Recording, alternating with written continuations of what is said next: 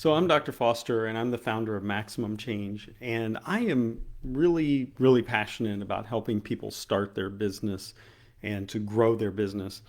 And one of the things that I do quite often is I will get on here and I will do short videos, maybe 15, 20 minutes, 30 minutes tops, where I'm doing some training on a particular topic that's related to starting or growing your business. And so, as you can tell through these videos, I'm really passionate about helping you to be successful in your business. Now, most of the time I'm talking about online businesses, but much of what I'm talking about can be applied to a brick and mortar business as well, or a hybrid business. So today I want to dig into this idea of what to do when you're launching a business, and I simply call it launching a new business, question mark. And so I want to give you maybe 7 or 8 different things that can help you in launching your business. The first thing is you need to choose the right business name. Now, this should go unstated, but really you need to choose a good business name, and this business name needs to convey some sort of meaning, and it needs to be scalable, meaning that it can last the test of time. So you don't want to, you don't want to start uh, a company, and I'll use an example, AT&T, and that AT&T stands for Atlantic Telephone and Telegraph. Now, we don't really hear too much about telegraph anymore, so you want to make sure that your name stands the test of time. Nobody knows what a telegraph is in the 21st century because we don't use them. That's why they use the term ATT now. So you want to make sure that your name conveys a meaning and it can last or stand the test of time.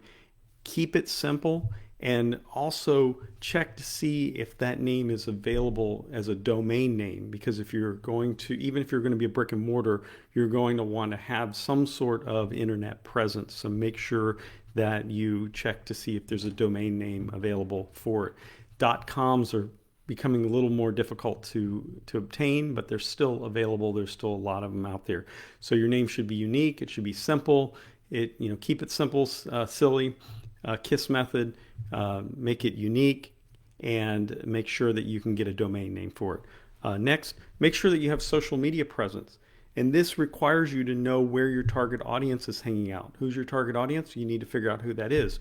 You need to figure out who your target audience is, who are you targeting as the audience that will buy your product or service, and know where they hang out.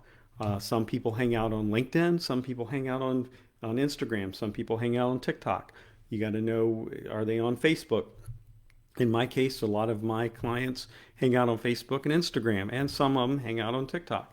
So I know where they're hanging out. You want to also, if you're selling a product, you want to take a quality photograph. Sometimes using your phone isn't enough. You may need to get some quality photography done.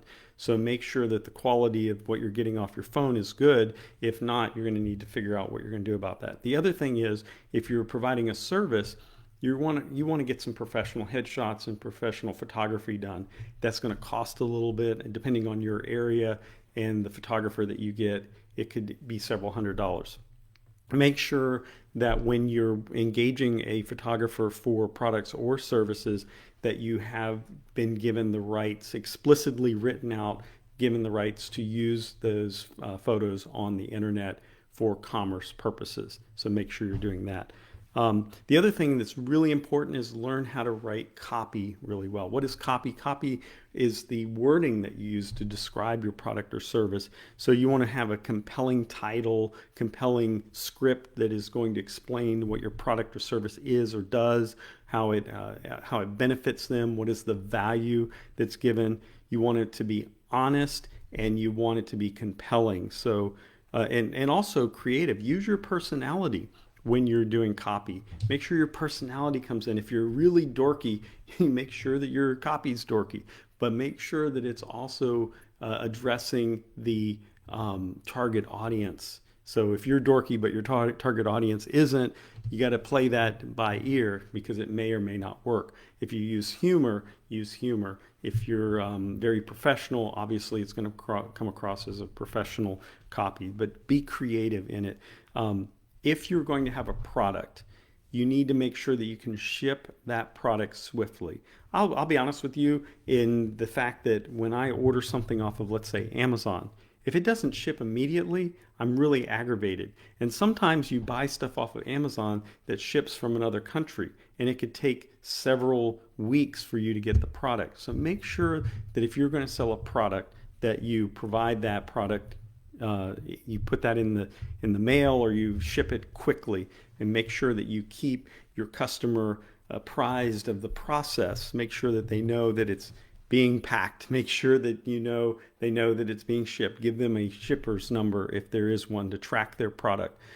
If you're going to provide a service, make sure that you have impeccable customer service either way, whether it be product or service. But on the service side, because what you're selling is yourself, your creativity, you need to make sure that you're providing that. And if you have set a time to meet with the customer, don't cancel if at all possible. But if you're going to have a service, make sure that you have a cancellation policy so that that works for both sides. The other thing is you want to work on building a positive reputation. Now, this is going to take a little bit of time for you to do, but what you're going to need to do is have every time you sell a product, if the customer's happy, ask them to give a review. That could be a Google review. Maybe you have reviews on your website.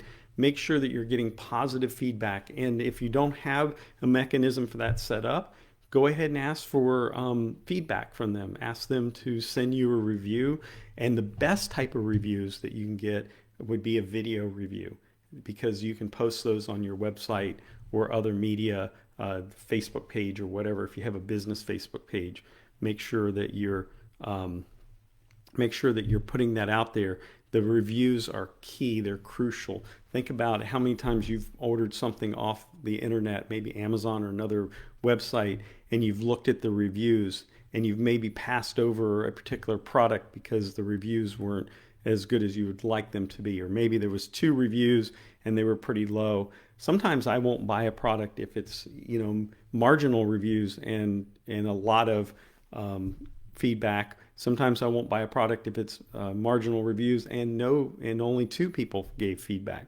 So you need to really understand that the reviews, the positive reputation, the feedback from customers, actual customers using your product or service is really, really key.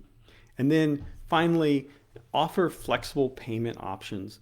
Not everyone has PayPal. Not everyone has Venmo.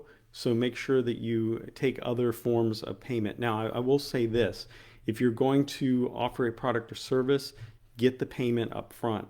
Do not wait until after you've rendered the product or service to get that payment, because it may not come. So make sure that you're flexible in your payment options. So you're offering, credit card, maybe a couple of other like PayPal, Venmo, or something else, Cash App. Some people are even getting into Bitcoin now. I don't do Bitcoin, but some of the apps that are out there are starting to move over to accept Bitcoin. And so you may want to look into that.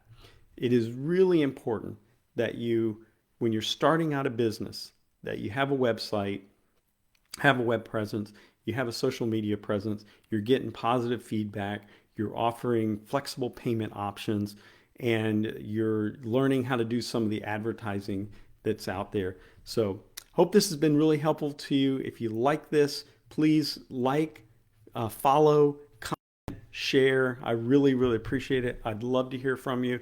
Tell me where you're from. Tell me the type of business that you've started or you want to start, and I'd love to hear your business questions. Again, I'm Dr. Foster, the founder of MaximumChange.com, where we help people every day. I teach people how to start and grow their business, even if it's their first time. Hope you have a great day. See you soon.